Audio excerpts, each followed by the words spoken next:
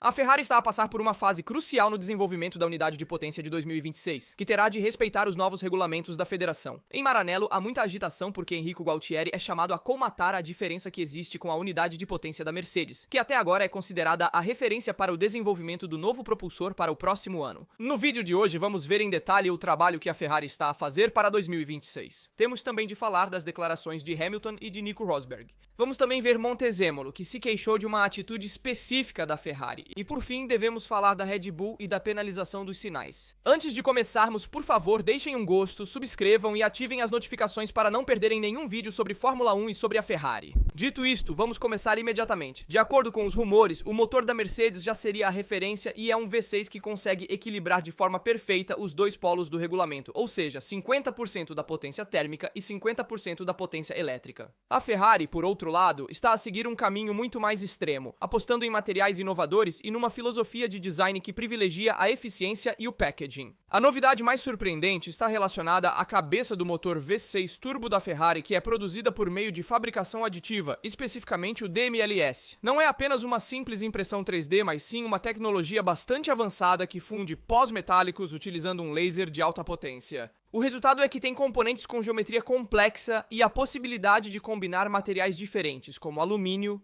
cobre e cerâmicas. Em teoria, esta escolha permite aumentar as pressões na câmara de combustão a níveis nunca antes vistos, com temperaturas de funcionamento muito mais elevadas. Na prática, o risco é que a fiabilidade se torne o calcanhar de Aquiles, e aqui, na minha opinião, será a verdadeira incógnita. A Ferrari não pode permitir-se um motor rápido, mas frágil, porque os regulamentos limitam os componentes disponíveis e a temporada tem de ser dividida em 4 unidades de potência. A verdadeira vantagem desta filosofia está ligada ao chassis. Com uma cabeça de cilindro capaz de gerir melhor o calor, a Ferrari poderia usar radiadores mais pequenos, libertando espaço para uma carroçaria muito mais afilada. É exatamente a tendência que vemos no McLaren MCL39, que com o motor Mercedes já levou ao limite o fechamento das entradas de ar. Para a Ferrari, isso significaria ganhar eficiência aerodinâmica e reduzir a resistência. Uma arma fundamental, visto que em 2026 os monolugares deverão pesar 768 kg, ou seja, 722 kg mais o piloto e cerca de 46 kg de pneus, com as unidades de potência fixadas em 150 kg, ou seja, 30 kg a mais em relação a hoje. O problema é que para atingir o mínimo regulamentar serão necessários 60 kg de poupança no outro lado, um objetivo quase impossível.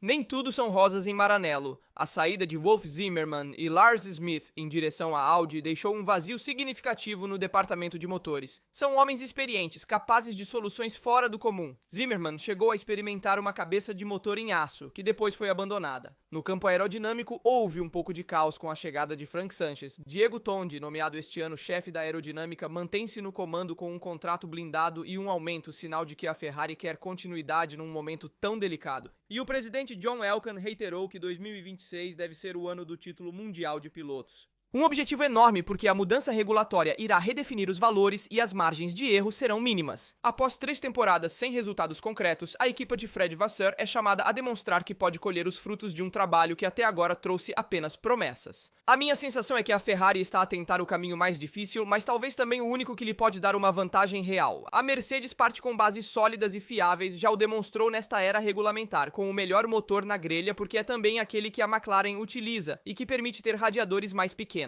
Certamente há alguns problemas de fiabilidade, mas são questões marginais. A Red Bull trabalha na eficiência e a Audi entrará com recursos ilimitados. Se em Maranello não arriscarem agora, nunca o farão. O desafio será todo sobre o equilíbrio. Uma extrema inovação dos materiais, sim, mas sem sacrificar a fiabilidade. Se a Ferrari conseguir realmente combinar estes dois fatores, o 678 poderá ser o carro que traz o cavalo rampante à frente de todos. E muitos de vocês perguntarão, mas como é que a Mercedes está à frente no desenvolvimento dos motores? Primeiro, são a equipa que menos se preocupou com uma possível mudança regulamentar para o próximo ano. De facto, a Red Bull e também a Ferrari insistiram bastante para uma alteração regulamentar de última hora, para colocar os motores a 70-30, 80-20 em vantagem da parte térmica. Em vez disso, a Mercedes agradava o regulamento previsto para 2026, com 50 e 50 de potência entre o motor térmico e elétrico. Isso significa que eles já estavam à frente no desenvolvimento do motor. O motor V6 para 2026 é visto como o melhor em repartição entre as duas partes. A Honda e a Ferrari são incógnitas, enquanto a Red Bull está no fundo da classificação dos motores.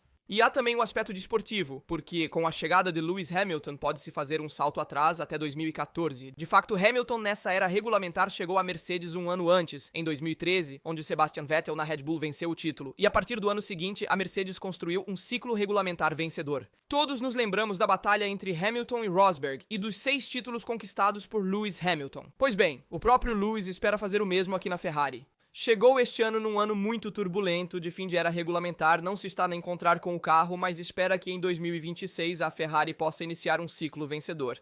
De facto, o primeiro ano de Lewis Hamilton na Ferrari não está a correr como muitos sonhavam. Os adeptos esperavam um impacto imediato, mas a realidade é diferente. A SF25 revelou-se uma máquina complicada e até mesmo um campeão do mundo por 7 vezes está a ter dificuldades em encontrar a chave certa. Depois de um 6º lugar em Monza, Hamilton não se deixa abater e, aliás, pela primeira vez admitiu ter percebido qual é o verdadeiro limite que o está a travar. Esta máquina não é feita para mim. O britânico explicou isso claramente. Depois de 11 anos na Mercedes, estava habituado a um monolugar feito à medida do seu estilo de condução. Cada detalhe, cada ajuste e cada desenvolvimento era pensado para realçar as suas características.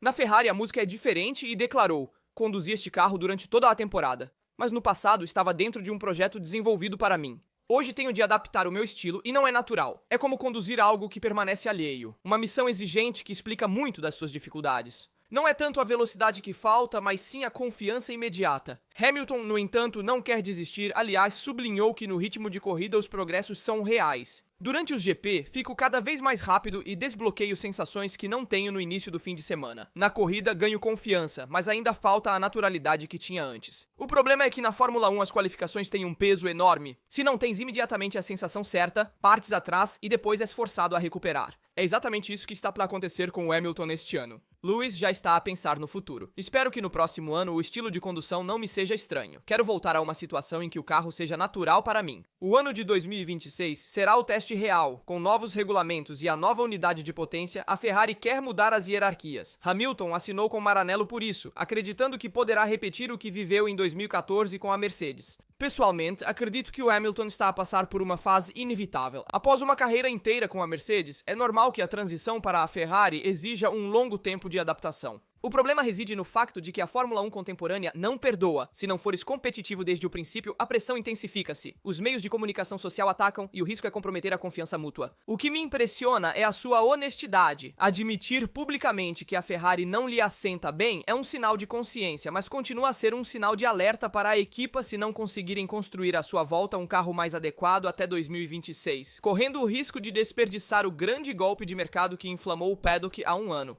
Por agora, Hamilton mantém-se firme, mas o verdadeiro desafio será perceber se a Ferrari conseguirá transformar esta sensação de estranheza num carro finalmente seu, com o qual possa realmente disputar o título mundial. Segundo Nicola Rosberg, a chegada de Lewis Hamilton à Ferrari é um grande golpe de mercado, comparável ao de Michael Schumacher quando chegou à Ferrari em 1996. Mas por trás desta escolha não há apenas paixão e dinheiro. Há um motivo mais subtil, quase secreto, ligado à equipa, pilotos e patrocinadores. Todos sabem que pilotar para o cavalo rampante é o sonho de qualquer piloto. Até o próprio Max Verstappen admitiu que um dia não está excluída a possibilidade de correr de vermelho. Mas Rosberg acrescentou um detalhe interessante. A Ferrari trata os seus pilotos de forma diferente quando se fala de patrocinadores. Hoje, as equipas decidiram ter parceiros comerciais e os pilotos têm de dedicar tempo a eventos, sessões fotográficas e viagens promocionais.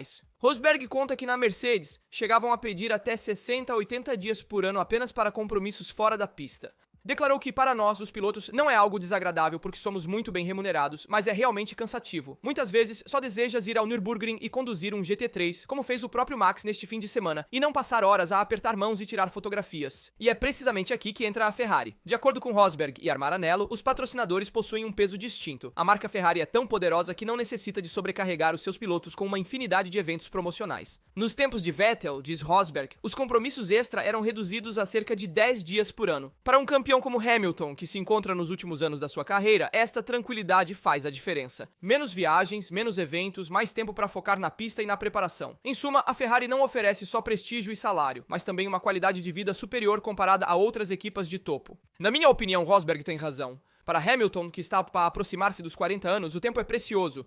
Depois de ter conquistado tudo com a Mercedes, Lewis não precisava apenas de outro desafio técnico, mas de um ambiente onde se pudesse sentir no centro do projeto sem ser desgastado por compromissos secundários. A Ferrari garante-lhe duas coisas: o fascínio eterno do cavalo e a possibilidade de se concentrar no seu objetivo final, a carreira com o 8º título mundial. Certamente o carro terá de estar à altura, mas a nível humano e mediático, Maranello oferece-lhe aquilo que a Mercedes já não podia proporcionar: liberdade, prestígio e menos pressões externas. Na prática, Hamilton escolheu a Ferrari não só para se tornar uma lenda, mas para viver a fase final da sua carreira nas suas condições. E Vassoro fez uma declaração pública muito importante que de facto representa uma rendição para a Ferrari. De facto, a Ferrari resigna-se ao segundo lugar no campeonato de construtores após 16 corridas sem vitórias, com os triunfos repartidos entre McLaren, Red Bull e Mercedes. A equipa muda de estratégia. Em Maranello, já não se fala em vitórias, mas num objetivo concreto: terminar em segundo no campeonato de construtores. Em resumo, o objetivo é salvar a face no final da temporada.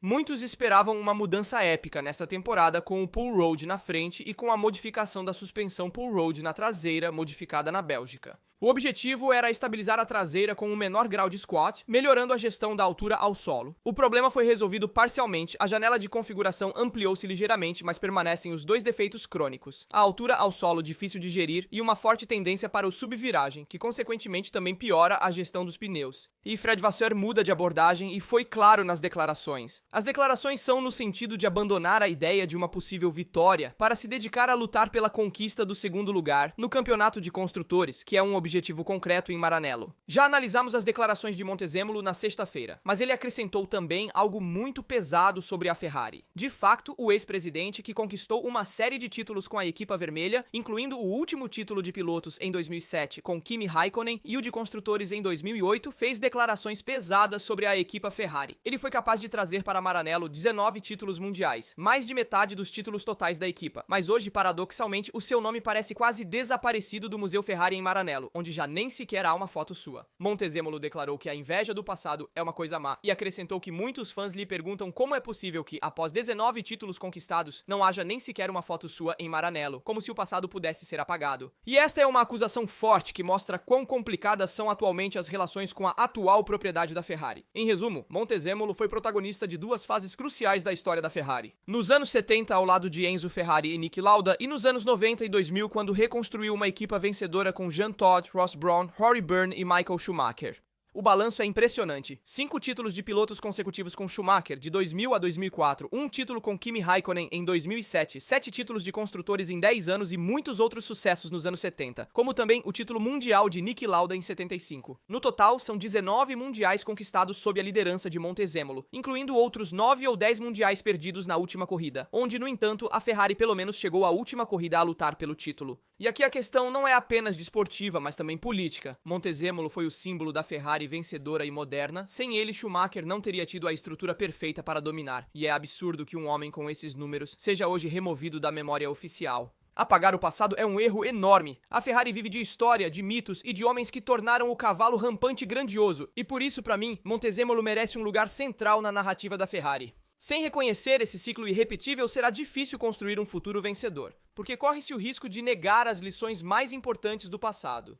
Agora devemos ver duas questões importantes. Primeiro sobre a Red Bull e depois sobre a penalização de Sainz. Comecemos pela análise da Red Bull e da construção que Laurent Mechier faz na equipa de Milton Keynes. Em 2024, a Red Bull saiu de Monza com uma imagem reduzida, com Verstappen apenas em sexto. Um ano depois, Max venceu com autoridade, sinal de que o RB21 recuperou competitividade, pelo menos nas pistas de baixo arrasto. O problema é perceber até que ponto esta prestação é repetível. Em Monza, o desgaste dos pneus era quase nulo, um fator que jogou a favor da Red Bull. A diferença para Yuki Tsunoda continua enorme e isso torna difícil avaliar verdadeiramente o potencial do carro. Até agora, o RB21 destacou-se em alguns contextos em Jeddah com a pole de Verstappen e o segundo lugar de Tero Piastri em Montreal com a luta renhida com Russell pela vitória. Lembramos-nos também antes no Japão com a pole de Max, em Spa com a vitória com o acerto ultra leve e em Imola com um triunfo claro, mas depois seguido por uma queda de desempenho. Baku será certamente um teste mais autêntico para a Red Bull neste próximo fim de semana. Diferentemente de Monza, o asfalto não é ideal e as alturas ao solo não podem ser levadas ao extremo. E além disso, trata-se de um circuito híbrido, com longas retas, mas também um setor técnico bastante estreito na cidade velha. Aqui, Verstappen nunca teve uma relação muito boa. Em 2021, perdeu a vitória devido a uma falha no pneu. E em diversas ocasiões, enfrentou dificuldades. Ao contrário, Pérez mostrou-se extremamente forte aqui em Baku. Se a Red Bull também disputar pelo pódio, ou até mesmo pela vitória em Baku, é um indicativo indicativo de que o Oran Messier proporcionou uma orientação precisa para a Red Bull e para o seu futuro. Lembremos-nos que o Oran Messier é ex-Ferrari. Na minha opinião, a vitória em Monza foi um sinal forte, mas não é suficiente. Portanto, aguardemos Baku para verificar se a Red Bull recuperou a competitividade. Também porque será necessário avaliar a Red Bull com os cordões mais altos. Conseguirá ter uma boa altura ao solo e ser veloz mesmo com os cordões a enfrentar em Baku? Esta é uma pergunta importante. Independentemente de tudo, parece que Meti é a pessoa certa no lugar certo agora. A relação com engenheiros e pilotos é ótima.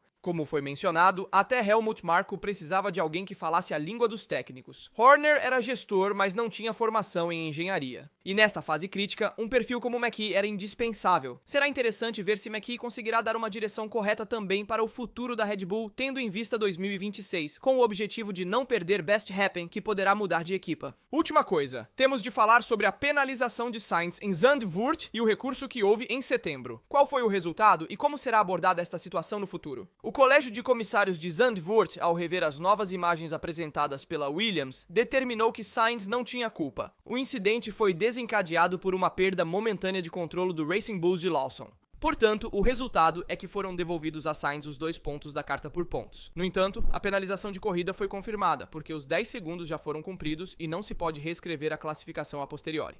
Na prática, é uma vitória a meio para Sainz, que permanece em 13º e fora dos pontos, apesar da nova avaliação. A Williams comentou assim a decisão. Agradecemos aos comissários por terem revisto o caso e por terem reconhecido que o Carlos não tinha culpa. É frustrante que a nossa corrida tenha sido comprometida, mas continuaremos a trabalhar com a FIA para melhorar os processos e o regulamento.